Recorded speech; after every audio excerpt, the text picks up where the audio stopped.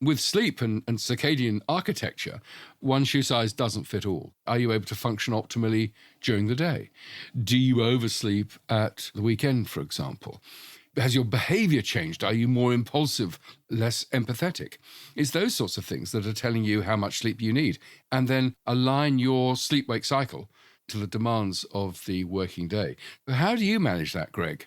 With great difficulty, Russell. Voice noting me at 4 a.m. Okay. So, Charlie, is he irritable?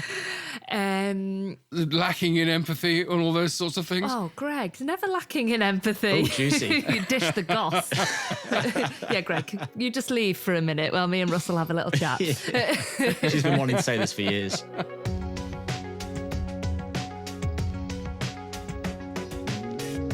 This is The Method, a podcast from Thriver about what health looks like in the real world. I'm Dr. Greg Potter. I'm a scientist and health and performance consultant. And I'm Charlie Edmondson. I'm definitely not a science expert. I've got a regular job and I'm here to remind Greg of what life's actually like when you're not a nerd. You must be a nerd about something. I bet you are. On this show, we'll work out some sustainable changes to your routine that are actually going to make a difference to your health. And to do that, we have a simple 3-step method. With the help of an expert, we first unpack the science behind one key health question. Second, we give some recommendations related to what we're speaking about on the day. And then finally, we put the practice to the test. Each week, we're going to hear from those who have tried and tested our recommendations to help turn a so-called ideal lifestyle into something that actually works for you.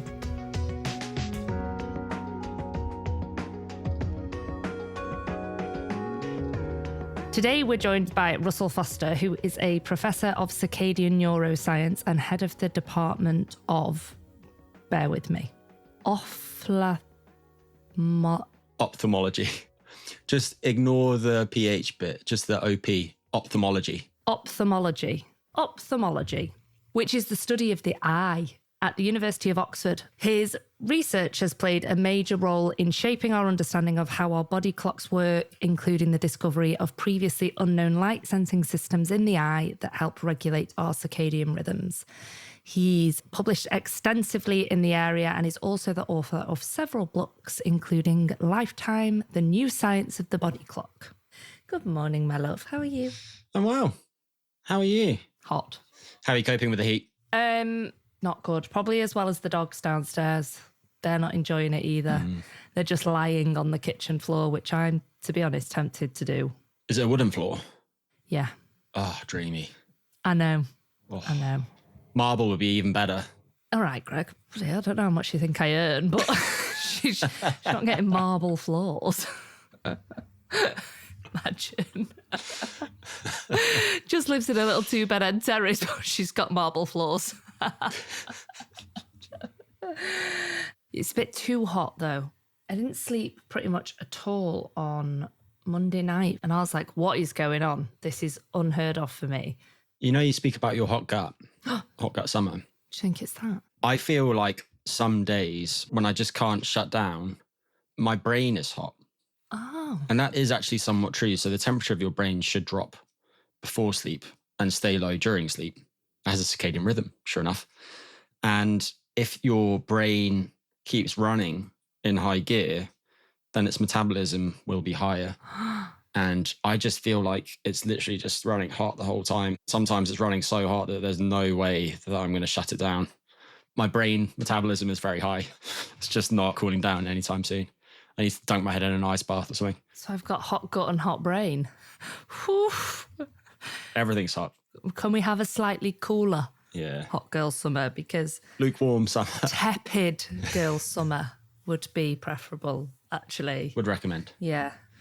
So today we're talking about clocks, specifically body clocks. What actually are they, Dr. P? They're very relevant to some of the things we've spoken about so far.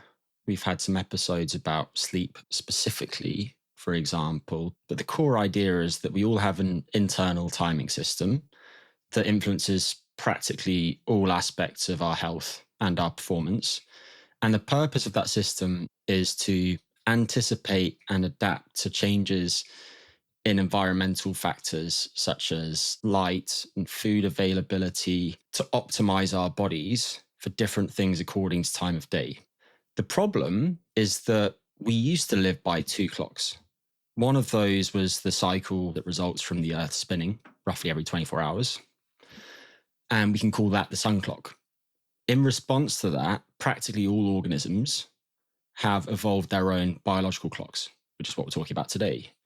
But then there were dramatic changes around the time of the Industrial Revolution when electric lighting was invented, people started refrigerating their food, and mechanized transportation, things like trains, were also developed. And those all enabled the 24/7 society in which we now live. And so nowadays, there are other factors that affect when we're active, when we eat, when we work. And we can think of these as being a third clock, the social clock. And what implications does that have for us all? If we can understand what our biological clocks do and how they work, then we can work with them instead of working against them. And that's relevant for everything from when we should exercise to the best time at which to eat, and also to take medications. It's relevant to how we should build our environments, think about things like the light in buildings, and when we should schedule work, because there's large variation between people in the timing of their biological clocks. So what we're saying is that everyone's going to be slightly different. You're going to have some early birds and some night owls, and everyone's body clocks are programmed to run slightly differently. Yeah, they tick at slightly different speeds. And what that means is that some people are better suited to certain activities at certain times of day, and that might affect everything from when you eat to what work schedules are going to work best for you. Cool. Shall we ask the expert himself, ring in Russell? Yeah.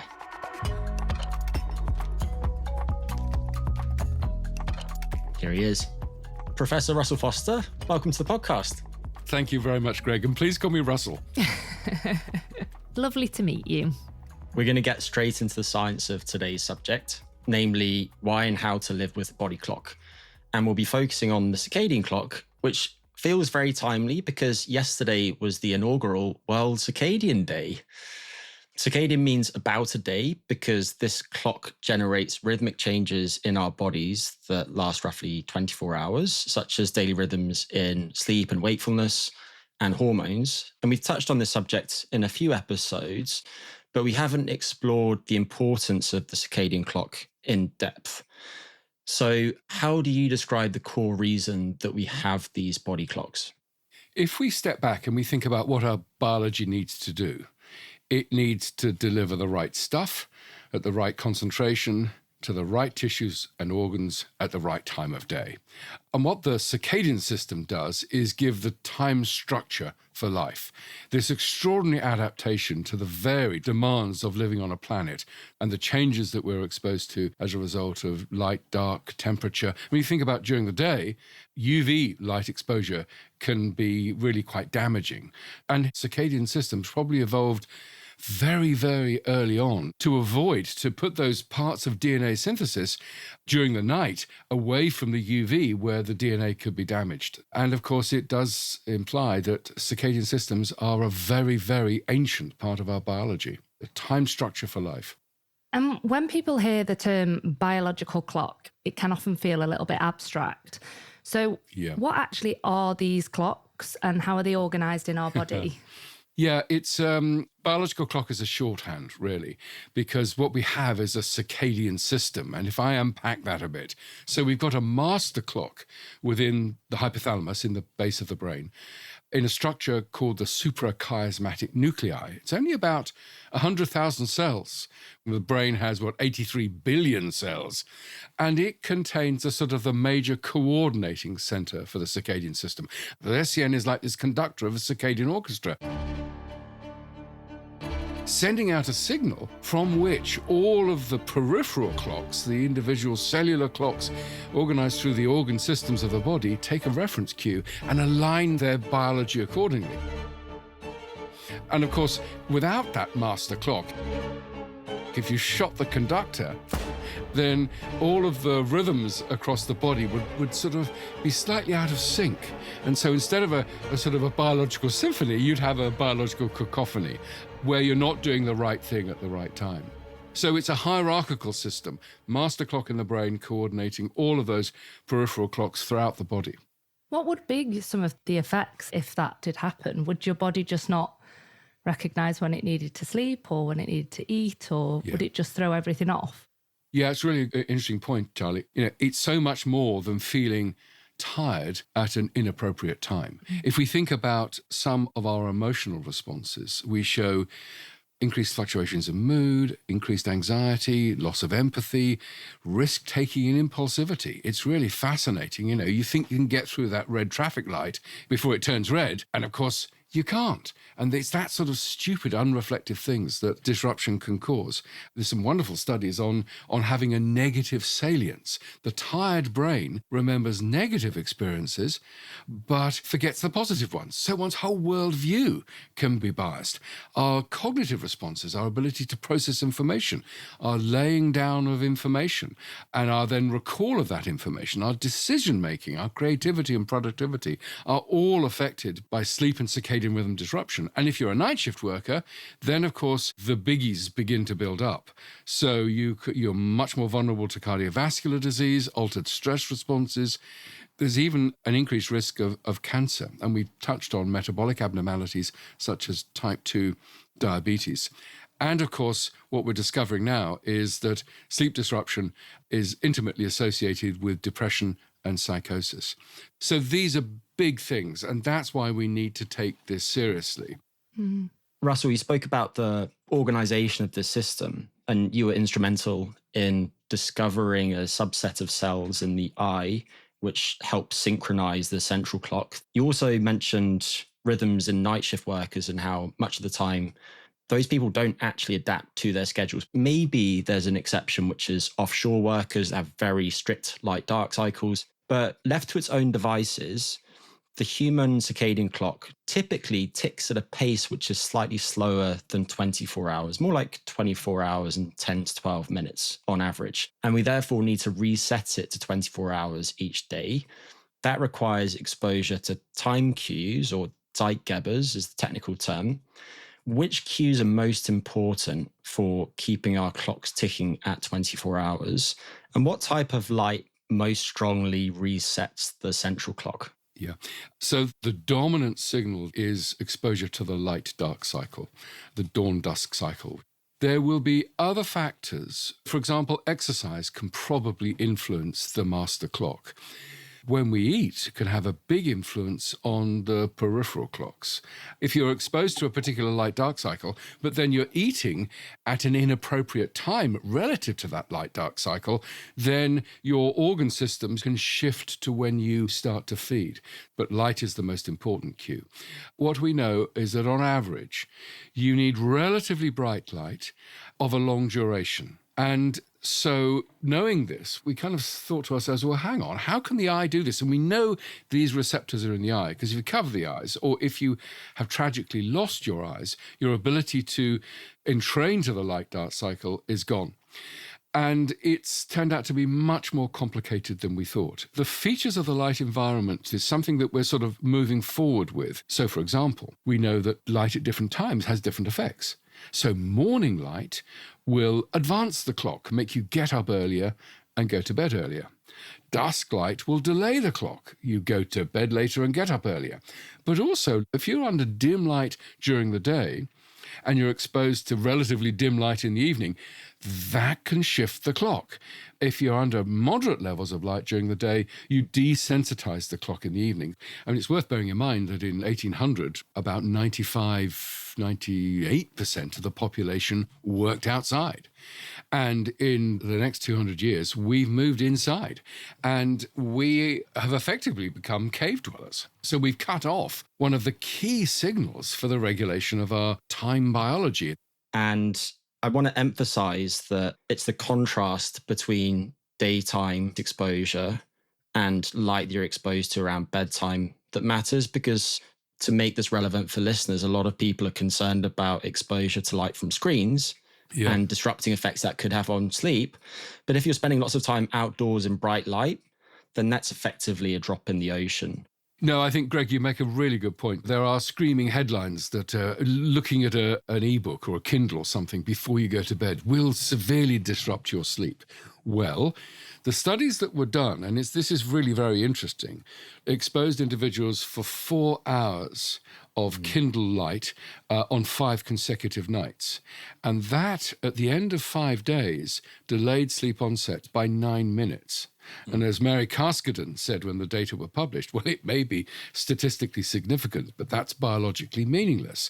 And so we've got a real mismatch out there with lots of confusing and I would say misleading information. We might return to that mismatch later. You spoke, Russell, about how light in the morning tends to accelerate one's clock. If someone was a night owl, then that would therefore help them keep on time with the rest of society. Yeah. And we know that some people are morning larks, some people are night owls. But part of the reason for this difference between people is that some people have faster clocks than others. And that is a biological phenomenon that we call chronotype. That has a genetic contribution, much the way that some people are relatively short and others are tall. Interestingly, scientists have found that there are differences in health between chronotypes as well. What are some of those differences between the early birds and the night owls? Yeah. And what do you think explains those differences? Well, Greg, chronotype, as you say, is really fascinating. And a friend of mine said, yeah, by their contribution to our genes, our parents are still telling us what time we should get up and go to bed. So there's a genetic contribution. There are conditions called familial advanced sleep phase syndrome. It was one tiny change in one of the clock genes that made these individuals want to go to bed at 7 o'clock in the evening and get up at 4 o'clock in the morning. I mean, just amazing. But in addition to genetics, there's also a contribution of age. And so from about the age of 10, there's a tendency to want to go to bed later and later and later. In women, it peaks at around about 19 and a half. In men, about 21 or so. And it's probably due to the circulating sex hormones of puberty, testosterone, estrogen, progesterone, which rise rapidly during puberty, and then those hormones decline as we age.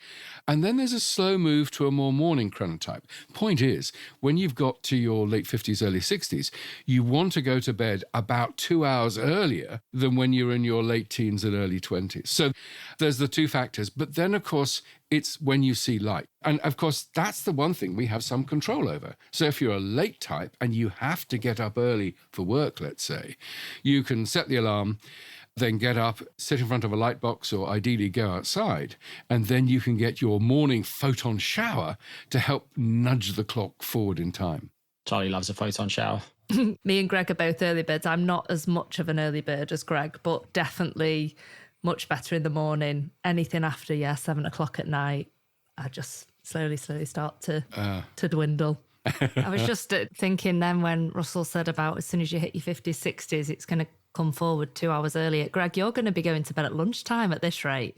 Yeah, I'm probably someone with advanced sleep phase syndrome. I've always been like that. When I was a kid, I'd say, Mum and Dad, time out, I'm done for the day, I'm going to bed. Everyone else, they want to stay up later. Your parents must have loved you.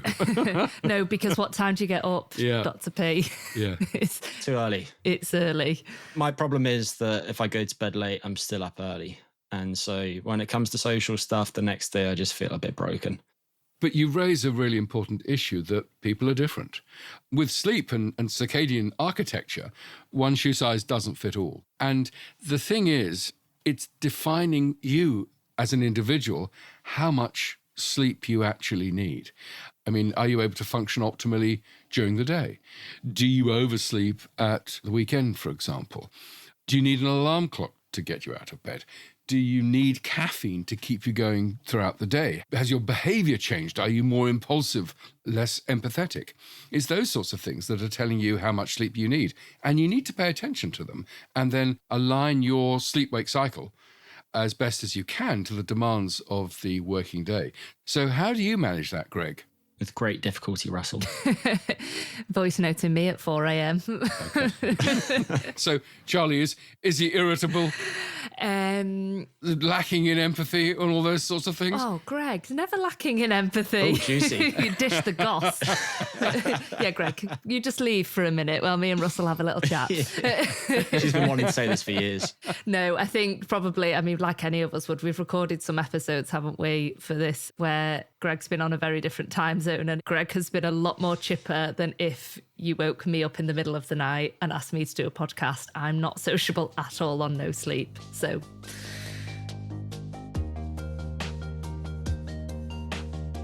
we will move to some practical things that listeners can try in a second. But just to summarize some of the things that we've discussed so far, we have this system of clocks in our bodies that produce rhythmic changes in our biology to prepare our bodies for certain things at certain times of day. For example, better at digesting and metabolizing food around the middle of the waking day, and we're at our peak physical performance around the late afternoon. It'd be very costly if we tried to do everything all at once, all the time. Our clocks don't tick at precisely 24 hours, and we therefore need to reset them each day. And the master clock in the system, the conductor of the orchestra, is a key determinant of when we sleep, and it's most strongly set by our patterns of exposure to light. And in particular, it's bright, short wavelength, rich light, like what we get outdoors on a sunny day, that's most able to set that clock. There's variation between people in their body clocks, whether someone is a morning lark or a night owl, for example. And interestingly, late chronotypes do tend to have worse health, but it's not entirely clear if that is something that is, say, genetic, or if that's a product of less healthy behaviors in general. For example, they're more likely to smoke, they're more likely to drink alcohol as well. And nowadays, many of us have wonky time cues. We get exposed to artificial light at night. We have refrigeration so we can access food at any time of day. And we're cave dwellers. We've systematically engineered physical activity out of our lives, and we're spending almost 90% of our time indoors during the day, many of us. And if we want to be healthy and perform well, we need to live in time with our clocks. And that brings us to the practice section. So Charlie, over to you. yeah, so now in this section, we want to look about what this actually looks like in the real world and how people can actually start to work with their body clocks rather than against them.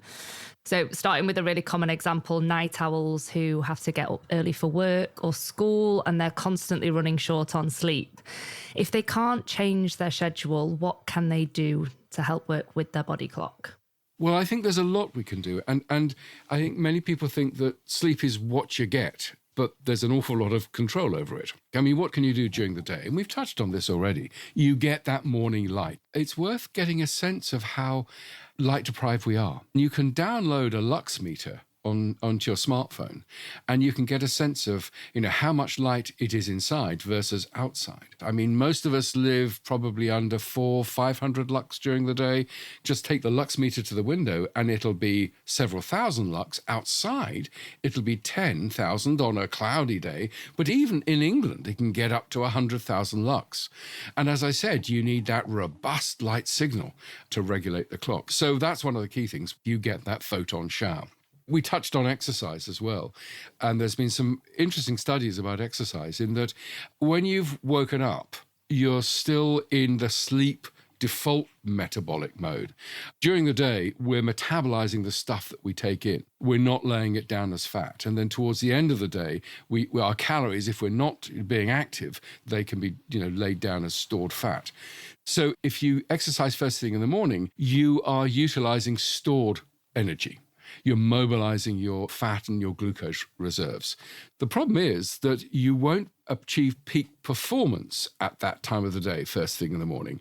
It requires sort of an increase in core body temperature. And in fact, our ability to exercise increases towards the end of the day. So by 7-8 o'clock in the evening, we have a high core body temperature. It means that muscle efficiency can increase. It means, our whole metabolic axis is tuned. So if you want to exercise for longer and with greater strength, then afternoon, evening exercise can be good.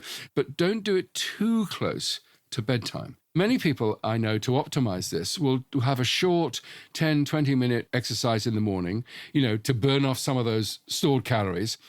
And then we'll have more vigorous exercise for a longer period of time towards the end of the day, where they're burning up efficiently those calories they've taken in during the day. And that balance seems to work very well for many people. Do you have any tips for very early birds who'd actually like to shift a little bit later? Yeah. And that's quite common as people get older. And this is, of course, particularly for you, Greg, because you're an early bird. I was going to say, I don't want to solicit a free consultation, but you can send me a check after. You can send me an invoice after, sorry. Listen, I'm cheap. So you're right. About 10% of people are early birds, and they will want to get up really early and go to bed really early. And we were talking about when you see light really matters. So rather than seeing morning light, you would probably avoid morning light and then seek out evening light, which would then delay your clock. But there's some stuff on the internet, which is sun gazing first thing in the morning. And there are statements which say something like, oh yeah, it's okay to look at the sun directly first thing in the morning because it doesn't have enough energy and it won't damage your eyes. This is complete nonsense. And this is such incredibly irresponsible advice. And it's out there on the internet, and people are sort of, doing this nonsense of sun gazing. So absolutely avoid looking at the sun directly. I mean, the fact that you've got to say the sentence, avoid looking at the sun directly, is a little bit wild. But it's also part of the reason why people get so anxious about their sleep. Influencers have said, if you don't get 8 hours of sleep, you're going to die. And people have come up to me after talks and said, I don't get 8 hours sleep, I'm going to die. And I say, you're going to die. That's a given. But it may be completely independent. Probably not because of the sleep. Well, yeah, exactly. It's about finding what sleep needs that you have and then modifying your behavior to try and accommodate those sleep needs. Next, let's take the example of someone working rotating shifts with a schedule that's dictated to them. I know the answer depends on specifics, but do you have some general guidelines that you can share with these people to support both their health and their ability to stay productive at work and safe? Yeah. There is no ideal night shift schedule. It varies between individuals. And I think rather than trying to tailor the individual, it's to be aware of some of the consequences and what you can do. Mm-hmm. So a study showed that 57% of junior doctors had either had a crash or a near miss on the drive home after the night shift. So be aware of that and have an app on your smartphone or, have something in your car that tells you that you're drifting or that your head is nodding. So that's an absolutely easy one. Poor physical and mental health for night shift workers. You need high frequency health checks to make sure you catch these conditions before they become chronic. The other thing is when we eat, our biology is programmed to process food most effectively during the first half of the day, so the morning and lunchtime, and less so towards the end of the day. So glucose could be cleared very effectively in the morning and at lunchtime, but by the time evening comes along, you can't get rid of it. So ideally, we're sort of programmed to have food during breakfast time and lunchtime and a light snack in the evening. And it's fascinating. You only have to go back to my grandparents' generation where there was a big breakfast. People would come home from work for a big lunch, and then there will be a light tea at the end of the day. Well, what do we give our night shift workers to eat in the evening? It's high fat, it's high sugar, and that can, down the road, lead to metabolic disorders such as type 2 diabetes. So we must make provision for protein-rich, low-fat, low-sugar, easy-to-digest snacks during the night shift. The other area about that we don't have data on is that if you stop doing the night shift, can some of the problems unwind? And so should we limit night shift work to 3 or 4 years, then take people off night shift work, and then they can rotate back on? That seems like a sensible strategy, but I've got no evidence to support it. Another common example is parents with young children where sleep is often disrupted for really long stretches of time. Yeah. Do you have any advice for people how they can manage that? Well, I think the first thing I'd say is that there are some very interesting behavioural changes that have happened because we've become much more wealthy as a society. Mm-hmm. We've gone from an extended family to a nuclear family. I mean, when I was growing up, my grandparents were very much involved in looking after me during the day, for example. And that's simply not available. And so childcare falls upon the parents almost exclusively these days, and invariably just the mother. And I think there are those sort of guilts and competing issues that many parents face about how you rear a child. And we as a species have never evolved to take sole charge of our young infants. If you look at the primate societies, primate care is extended across exactly the whole group. And so the first thing would be, if you're pregnant, you need to get a network in place. And that is friends, family, whomever, and you can ring up and say, look, I need a couple of hours. Can you come over? And not to be ashamed to do that. And it's understanding that and getting rid of the guilt and not being afraid to reach out for help. So that would be my first comment. Another thing, there's a trend going on in the United States, as you probably know, of giving melatonin gummies on the belief that they will essentially get the kids off to sleep. First of all, it doesn't work that well. Melatonin is not a sleep hormone. It's a mild modulator of sleep at the best. It doesn't work in many people, and it's a biological marker of the dark, so it can help. But it seems to me you can't just give a kid a pill, effectively, to make them go to sleep. Now, this makes me sound like a telegraph reader, but you have to have a structure and a winding down so that, you have your bath, you clean your teeth, you have your bedtime story, and if the kid gets up, it's bedtime, you need to go back to bed, so that they do self-nurturing. You need to invest the time to make the sleep-wake cycle work for the youngster. So, we're about to move into the experience section. This is where we're answering questions from our listeners, and we talk about your experiences, whether you're trying to adopt new habits or improving your health. Now, if you listen to these episodes and think, how do I get my question on there? It's called emailing. Really easy. Do it from your computer, from your phone. Write to us or leave us a voice note. Then what we do is collect all your answers and use them in upcoming episodes. It's really as simple as that. So go and grab our email in the show notes and you know what to do. All right, now this week's questions. So the first couple that we're going to play are voice notes. Hi, my name's Hilary. I'm from Oxfordshire. I'd like to know if the professor has any advice for someone who falls asleep easily at a normal time, but wakes up only a few hours later and then feels unable to get back to sleep. So inevitably doesn't get a full 7 hours or so. Tends to be awake at 3 a.m. and 5 a.m. or whatever. Thank you. Okay, Hilary. So what you're experiencing is perfectly normal. There have been some quite nice studies, both from social scientists and from lab studies, that sleep is not this single perfect block of 8 hours of where you fall asleep and then you wake up, 7 o'clock or whatever in the morning. Sleep is either biphasic or polyphasic, which means that you go to sleep, you then wake up, you go back to sleep again, then wake up, and all the rest of it. And the problem is most people don't know that it's biphasic or polyphasic. So they think, oh my goodness, I've woken up, I'm never going to get back to sleep, start getting anxious, I might as well start doing my emails and drinking my coffee. As I say, most of us do wake up, and it's about staying calm, and it's about finding those things that work for you to help you get back to sleep. And you almost will invariably get back to sleep. Most of us actually do wake up, and of course we're unaware that we've woken up, so we fall back to sleep again immediately.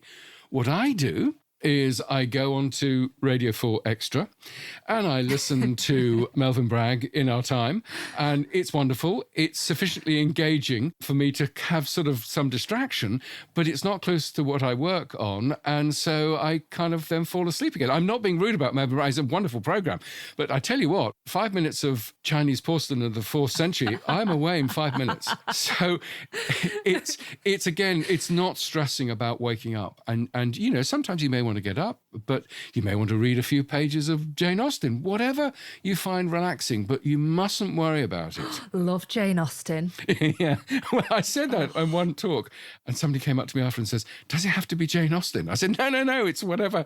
But as long as it's... It's very specific. Jane Austen, Pride and Prejudice, chapter not 5. Dickens. No. Be wide awake. But I mean, the point is, it's perfectly normal to wake up, and the default is you will almost certainly get back to sleep if you stay calm. Amazing. The next question. Oh, no name on this one. Anonymous. I'm 50 years old and I've always been a bad sleeper. I can remember sleeping not great even as young as 8 years old. My sleep is steadily getting worse and worse as I age. Sometimes I only get a couple of hours a night, which I can live with. But I'm just wondering, why is it getting worse as I'm getting older? Will it be even worse when I'm 60 or 70? And is there anything I can do to reverse this? Yeah. So our sleep does change as we age, but different isn't necessarily worse. So the circadian system produces this sort of big oscillation, this sort of wave. And it's a high, strong wave when we're younger. And this wave sort of diminishes as we age, which means that the drive for sleep is often not as strong as it was. The circadian underpinning of hormone release can change. So, for example, the hormones that regulate urine production, a high urine production during the day, low at night, and that tends to flatten out a bit. So that's why many of us need to get up in the middle of the night and pee, for example. So there are things you can do about this drop in amplitude, this drop in circadian drive for sleep. And it's the usual, get the morning light, de-stress in the evening, don't use alcohol, don't use caffeine to try and get to sleep. Make sure the bedroom isn't too warm. And one of the things that women face, of course, is perimenopausal and menopausal issues where the key hormones of estrogen and progesterone are changing, and that can influence a whole range of things. And so you can have the hot flush. You need a relatively lower core body temperature, a little bit, about a degree less, to initiate and sustain sleep. So one's sleep can be disrupted as a result of those hormonal changes. And for many women, taking the pill can be very effective at reducing some of the sleep problems associated with the menopause. And again, this has to be in strong consultation with your GP. But it's simple stuff, and you need to think about, which is the bedroom dark? Is it the right temperature? Am I comfortable? Is this the right mattress for me? And it may well be that your partner may snore, particularly if you are perimenopausal or menopausal, and those temperature changes. Having a hot person next to you can not make sleep easy. And if they snore, it's a double whammy. And so I suggested a few years ago that there's no shame in finding an alternative sleeping place if your partner snores. What are you going to say? An alternative partner. Usually...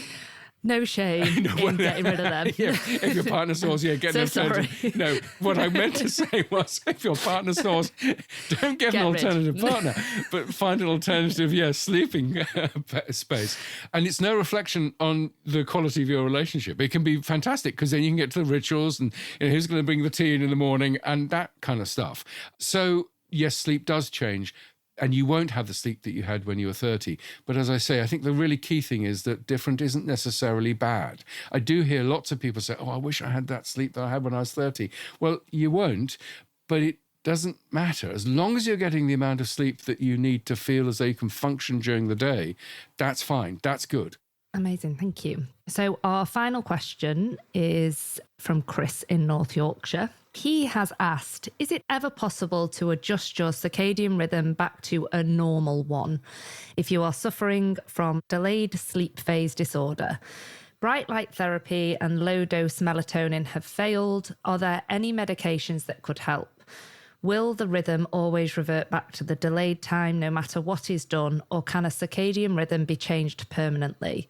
What can a PSPD patient do to increase quality of life when it's interfering so much with daily functioning? And can treating comorbid depression ever result in a correction of the circadian rhythm? There's quite a few questions in there. Yeah. Let's do the depression and the mental health bit first. What we've worked on and other people are now working on is the relationship between sleep disruption and mental health. And it's ubiquitous. I mean, almost every diagnosis of depression or bipolar or schizophrenia will have some form of clinically relevant sleep disruption. And we now understand at least part of the explanation for that, in that the circuitry in the brain that produces mental health and the circuitry in the brain that produces sleep overlap. So if there's a change in a brain neurotransmitter that predisposes you to mental health, it will impact almost certainly upon the sleep architecture. So the sleep and circadian rhythm disruption, because of its impact upon our emotional, cognitive, and physical health, can make the mental health condition worse, and the mental health condition can feed back and make the sleep work. So you can have that vulnerability, but then move very rapidly to a much more severe mental health state. And we thought, well, hang on, if we can partially consolidate sleep and circadian rhythm disruption, will we improve the mental health state? And the short answer to that is absolutely. And this is the good news, is that we can think of sleep as being a therapeutic target for mental health. So that's one bit of the question. The other bit of the question was if you are severely delayed. Yeah. So you often find an association between delayed sleep and mental health. And there are things you can do.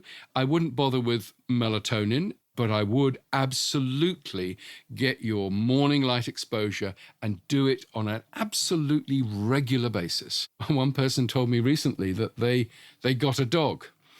And having a dog which wakes them up in the morning and they have to go outside and empty the dog out meant that they got their photon shower. And so actually it was a wonderfully regular way of getting that sort of circadian. Yes, again. The canine time cue, the canine zeitgeber. Exactly. I mean, we're being kind of flippant, but it does illustrate the point that when you say I've tried light therapy, what you have to do is have light therapy, that 30 minutes of light exposure of 10,000 lux at the same time every morning. And that will almost certainly sort out the situation. You can't say, oh, I'll miss it today. You've got to do it on a regular basis. And another part of your question is, can you permanently change the clock? Well, sort of yes and no. The genetics almost you can't really change. The hormonal changes, as we discussed, that occur across the lifespan, they will change naturally, and you probably don't want to interfere with any of that. But where you can have absolute control is your light exposure and how that interacts with the clock to alter your sleep-wake timing. So, yeah, get that morning light and make sure it's bright. If you can't get outside, then get a light box. And they work. They really do work. The data are very clear on that. And being physically active in the morning might also be a good Yeah. thing in shifting your clock. Yeah, absolutely. Might have some additive effects. No, you're quite right, Greg. And in fact, if you go for a run outside in the morning, it's a double benefit because you're not only getting your light exposure, you're getting that exercise, which can help set the clock. Russell, it's been an absolute pleasure having you today. And I will again recommend your book, Lifetime, and look forward to your next book, which we'd love to speak with you about. But to leave our listeners with one thing, if you could have them hold on to anything that we've discussed today, what would that be? Okay, I think that many of us think about our sleep as this recalcitrant, rather naughty little creature that needs to be beaten into submission. We should actually think of our sleep as a rather cuddly teddy bear. We should embrace it and love it, and we can get the best out of it as a result. We shouldn't be frightened of our sleep. We shouldn't try and beat our sleep into submission. It's all about embracing the sleep that we get and enjoying the sleep that we get. And it may well be very different from your partner or from your friends and other members of the family. That's fine, as long as you're getting the sleep that you as an individual need. Amazing. Thank you so much, Russell. It's been really wonderful to chat to you. We will obviously link to all your work in the show notes, but this has been a lovely chat. Thank you so much. Thank you, Charlie. And we'll chat again. Absolutely. Okay. Look forward to it.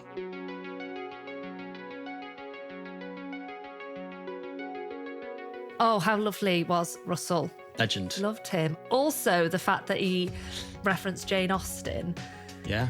I love Jane Austen. Bonus points. People at work take the mick out of me because I read Jane Austen on my lunch on a bench outside. Anyway, takeaways. What are your key takeaways today? My takeaways were I found it really interesting about the Kindle, that it delays sleep by 9 minutes. If people are in the dark for a long time before that. Right, okay. If you're spending lots of time outdoors, it will probably do nothing. The size of any effect is a lot smaller than some people would anticipate because it's something that people have spoken about as a sleep disruptor and it's often been exaggerated. The other thing I thought was interesting, the tired brain remembers negative thoughts over positive ones. Didn't realise that. So it's actually kind of a vicious circle, isn't it? The more tired you get, the more negative you feel. Yeah, but also people tend to become a bit more socially isolated and they're less likely to interact with other people. So there can be this vicious cycle of loneliness that emanates from someone not sleeping well. Oh, Hasn't been that well studied, but there are indications of that. it's quite sad, really, isn't it? Yeah, it is. What are your key takeaways? I have a key takeaway just because we didn't get to it today, and that is the importance of this subject for the medical system. And that is for a few reasons. One is that there's not a big focus on things like sleep health in hospitals and doing things to keep people's body clocks functioning well at a time when they're most vulnerable. And if we could better support those people, they'd probably respond better to their medical interventions. And this subject is also very relevant to pharmacology, to how we respond to drugs, because your body's clock affects all sorts of processes involved in everything from drug absorption to how drugs are distributed and metabolized and excreted. And so if we can better understand the best times of day at which to take medications, we can potentially use lower doses, get fewer side effects, and get better responses. And that's been demonstrated for a few drugs, like certain arthritis medications, cancer drugs, and others. But time of day is often not considered in drug trials. So it's another example of how the body's clockwork is relevant to so many different things related to how we feel. Right, this has been wonderful, but, it is, what time? Time to crack on. 8:30 and 28 degrees, so I need to go and lie down on my marble floor.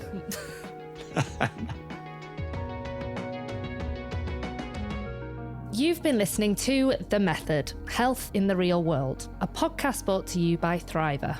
If you don't know about Thriver, it's a health tracking platform that helps you see where your health is heading and what to work on, as well as how to do it. They use painless at-home blood testing to look inside your body and see what's going on. Your tests are analysed by accredited labs, and based on the results, which are reviewed by doctors, you get personalised guidance from real people.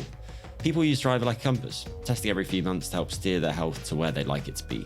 It's a great tool to start feeling more empowered about your health and to get information that you need to make progress, even when life is chaotic. Thriver also has some great content out there that can help you get to grips with complex health questions, exactly like what we're trying to do on this podcast. And all of that is free to access. So if you want to learn more, head over to thriver.co. That's thriver.co. And if you want to listen to Charlie sing really, really well, subscribe to the show. Come back every week for more tunes. You won't be disappointed.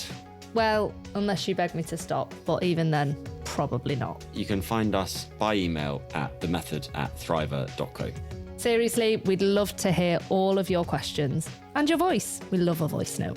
Special thanks to the Thriver team and to Lower Street for helping us bring the show to life. Content direction by Rich Cousins, Hamish Grierson, Tamar Loach, Vishal Shah, and Katie Yockey. Production by our resident yogi, Lise Lavati, as well as Ryan Sutton and Sam Dattapaulin. Sound design by Alex Rose. We're your hosts, Charlie Edmondson and Greg Potter, and we will see you next time. Thanks and bye.